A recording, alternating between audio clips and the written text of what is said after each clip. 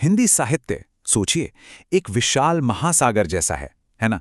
पर कभी सोचा है कि इसकी जो लहरें हैं, इसकी जो धाराएं हैं, वो निकलती कहाँ से हैं? आज हम मिलकर इसकी नींव के उन पत्थरों को टटोलेंगे जिन पर आज का ये पूरा का पूरा साहित्यिक संसार खड़ा है। तो चलिए शुरू करते हैं।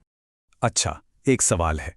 किसी भी साहित्य की कहानी, मतलब उसका जो पूरा सफर है, वो आखिर शुरू कहाँ से होता है? क्या उसकी पहली कविता से या फिर उसके पहले कवि से? इसका जवाब शायद वो नहीं है जो हम में से ज्यादातर लोग सोच रहे होंगे। नहीं, कहानी दरअसल शुरू होती है उन लोगों से, उन इतिहासकारों से जिन्होंने पहली बार इस बिखरे हुए अनमोल खजाने को एक धागे में पिरोने की कोशिश की। सोचिए, वही वो पहले लोग थे जिन्होंने इसका एक नक्शा, एक मैप तैयार किया। तो फिर देर किस बात की, चलिए मिलते हैं उन्हीं पहले मैप मेकर से जिन्होंने हिंदी साहित्य के इस विशाल सागर का सबसे पहला नक्शा तैयार किया था। और जानते हैं, यहीं पर कहानी में एक बहुत ही मजेदार, एक दिलचस्प मोड़ आता है। सोच कर देखिए, हिंदी साहित्य का जो पहला इतिहास लिखा गया वो हिंदी में था ही नहीं। हाँ, 1839 में इसे गारसादा तासी ने लिखा, पर फ्रेंच भाषा में।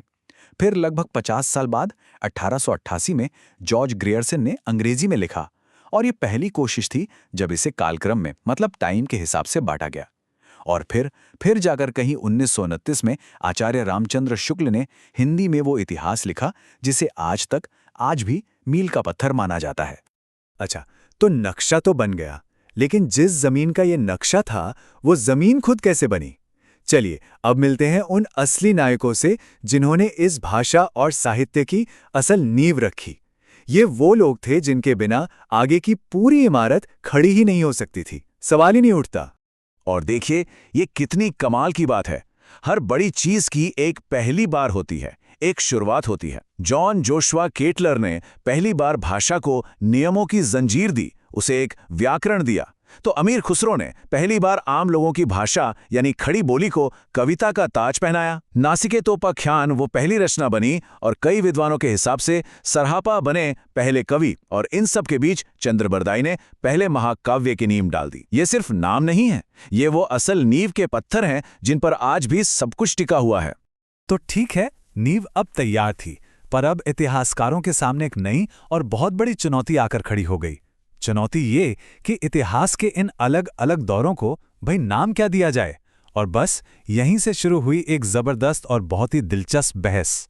खासतौर पे हिंदी साहित्य का सबसे शुरुआती दौर, जिसे आज हम आदिकाल के नाम से जानते हैं ना, वो उस वक्त के विद्वानों के लिए सबसे बड़ा सवालिया निशान बन गया।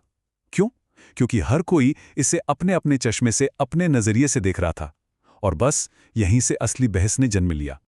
पर एक मिनट, सवाल तो ये उठता है कि सबने इसे अलग अलग नाम दिया ही क्यों? मतलब एक ही जमाना और उसके लिए इतने सारे नाम, ऐसा क्यों भाई? इसकी वजह बड़ी सीधी सी है। हर नाम उस दौर की एक अलग सच्चाई को दिखाता है। जैसे आचार्य शुक्ल को उस वक्त के राजाओं की वीरता और युद्ध ज्यादा दिखे तो उन्होंने कह दिया वीरगाथा काल। महावीर प्रसाद द्विवेदी को लगा कि अरे, ये तो साहित्य के बीज बोने का समय है, एक शुरुआत है, तो उन्होंने नाम दिया बीजोपन काल। और वहीं राहुल सांकृत्यायन ने सिद्धों और सामंतों का प्रभाव सबसे ज्यादा महसूस किया, तो उन्होंने इसे सिद्ध सामंत काल कह दिया। इससे एक बात साफ होती है कि इतिहास कोई पत्थर की लकीर नहीं होता, बल्कि एक लगातार चलने वाली बहस है, एक बातचीत है।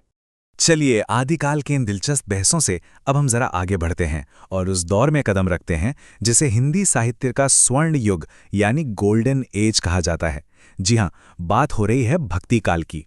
और ये वो दौर था जिसे राजा महाराजाओं ने नहीं, बल्कि कवियों और संतों ने अपनी भक्ति से महान बनाया था। ढाई आखर प्रेम का पढ़े सो पंडित होए, कबीर का एक दोहा ही जैसे पूरे भक्ति काल की आत्मा को पकड़ लेता है। ये दौर बड़े बड़े भारी भरकम ग्रंथों या ज्ञान के दिखावे का था ही नहीं, ये तो सीधे साधे सच्चे प्रेम और सच्ची भक्ति का दौर था। और यकीन मानिए, यही इसकी सबसे बड़ी ताकत थी। अब भक्ति का ये जो महासागर था ना, इसमें से दो बड़ी बड़ी धाराएं निकली। एक थी निर्गुण धारा। इसमें कबीर जैसे संत थे जो कहते थे कि ईश्वर का कोई रूप रंग नहीं है, वो निराकार है। और ये लोग हर तरह के कर्मकांड, हर तरह के दिखावे के सख्त खिलाफ थे। और दूसरी तरफ थी सगुण धारा। इसमें सूरदास और तुलसीदास जैसे महान कवि थे जो ईश्वर के साकार रूप, मतलब उनके इंसानी रूप और उनकी लीलाओं में पूरी तरह डूबे हुए थे। और सूरदास की बात करें तो उन्हें वात्सल्य रस का सम्राट कहा जाता है। पता है क्यों? क्योंकि उन्होंने बालकृष्ण के जीवन का, उनके बचपन का कोई कोना ऐसा नहीं छोड़ा जिसका वर्णन न किया हो। उनका लिखा इतना ज्यादा जीवंत और इतना अनूठा है कि कहा जाता है कि बाकी कवियों ने जो कुछ भी वात्सल्य के बारे में लिखा वो सब सूरदास की जूठन जैसा लगता है। सोचिए कितनी बड़ी बात है ये। तो आप देखिए, जब भक्ति और भाषा की नींव इतनी ज्यादा मजबूत हो चुकी हो तो उस पर क्या बनता है? उस पर बनते हैं स्मारक, ऊंचे शानदार स्मारक।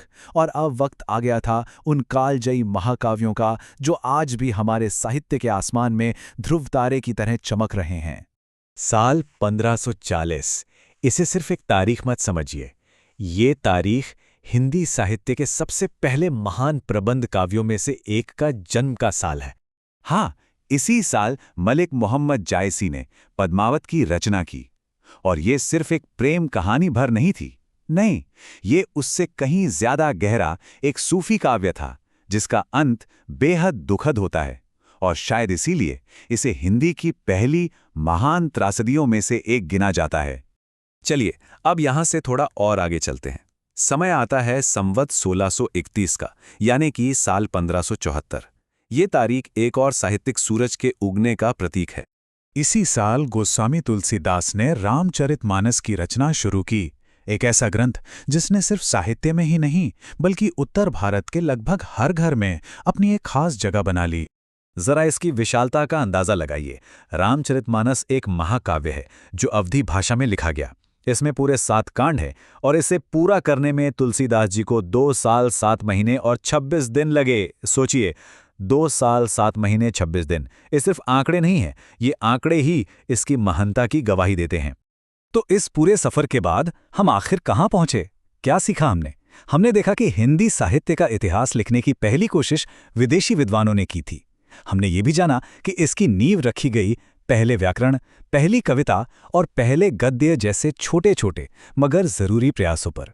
हमने महसूस किया कि भक्ति आंदोलन को उसके महान कवियों ने सिर्फ लिखा नहीं, अपनी सोच से सींचा है।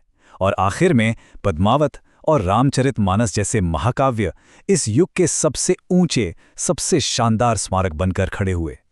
और आखिर में बस एक सवाल, ये जो नींव के पत्थर थे, ये तीखी बहसें थीं और ये अमर महाकाव्य, इन सब ने मिलकर आज के इस विशाल, इस जीवंत हिंदी साहित्य को आखिर शक्ल कैसे दी? क्या आज भी इनकी गूंज हमें सुनाई देती है? ये सोचने वाली बात है ना?